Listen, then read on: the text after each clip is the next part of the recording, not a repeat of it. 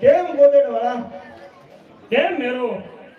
અરે ગોદડવાળા, તમે મારી વાત માનશો તો નહીં, પણ તમે રહ્યા એક કાઠી. અરે આપણે રામવાળાની સાથે 12 વટે ચડ્યા, એમાં આપણે ફાયદો શું?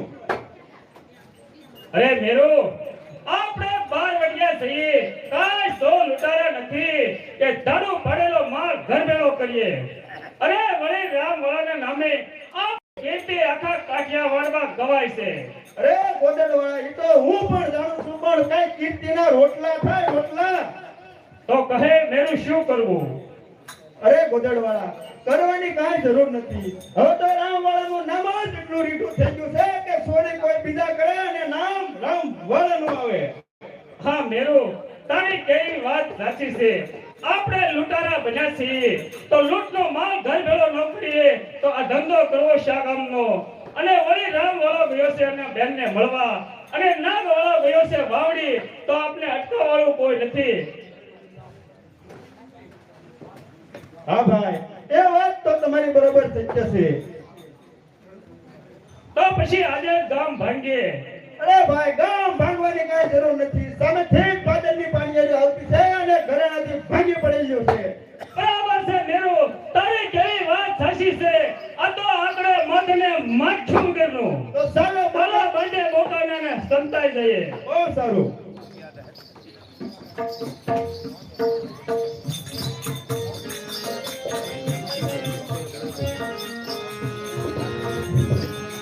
એ પાણી જાતા રે જની મારા તળાવના રે પાળેથી લોકો અંદર છે, અંદર અંદર રામવાળા પાસે છે. પર્સનલી માં એક થી કોઈ ન મળે.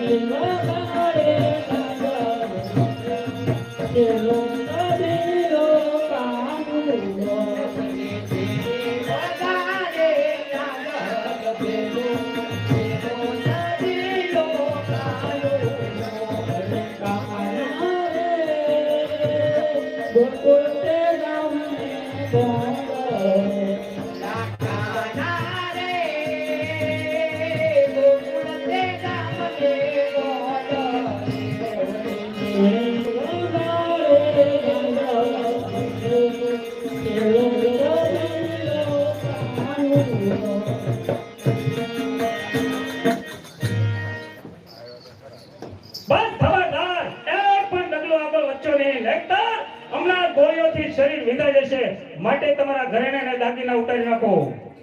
એમાં તમારી ભલાઈ છે. તમે કોણ છો? અરે મને ના ઓળખ્યો, હું રામવાળો અને આ નાગવાળો. રામવાળો કોઈ જે બેની દીકરીના ઘરાણા લૂંટે જ નહીં. અરે 30 માર ખાની દીકરી થતી દાગીના કાઢી નાખ નગર આ હજી નહીં થાય. એ 30 બારનો કહેનારો તું કોણ છો? અરે બસ એમ છે. હમણાં જ એક સપાટ ઘણું મોઢું ફરી જશે માટે જે હોય તે દાગીના ઉતારી નાખ. આ હજી નહીં થાય.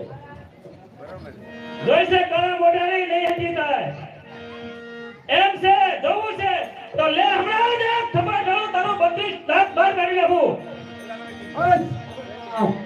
એક અબળા પર હાથ ઉપાડતા શરમ નથી આવતી. અરે ગોદડવાળા, મારી નખ્યા તો રામભાઈ આવી ગયા. અરે મેરુ હવે કઈ દીવાની જરૂર નથી. જે થવાનું હોય તે ભલે થાય. અરે નાગભાઈ, જોઈ શું રહ્યા છો? પૈયાના દુકાના કરો ને ત્યાં રાજકી લ્યો. એ તમે કોણ છો હરામખોર? કોણ? મારા સાથીદારો મેરુ ને ગોદડવાળો. ત્યારે તો માનવું જ પડશે કે એક રંગી જીવનમાં જગતા નથી. જ્યારે કેતી કેરા યાજીને પસતા નથી.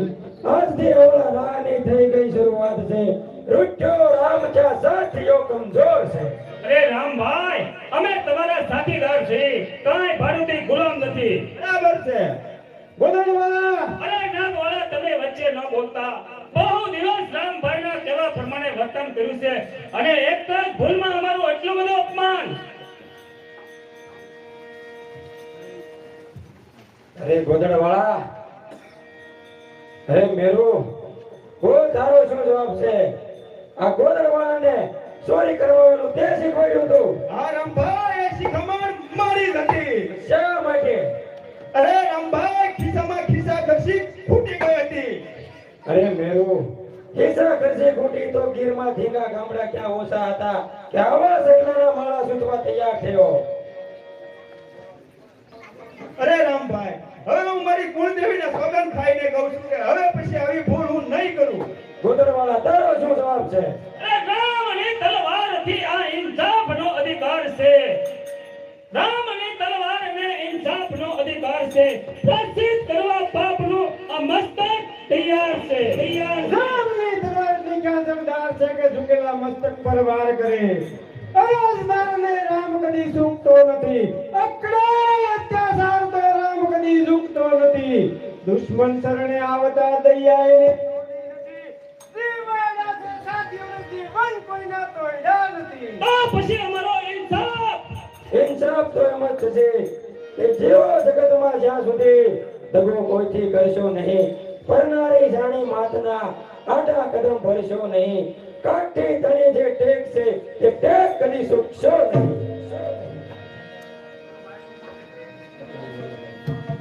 અરે મારા સાથીદારો સામે ઊભી રહેલી અણનમ બહેનો, લો તમારા ભાઈ રામ તરફથી વીર પસલી.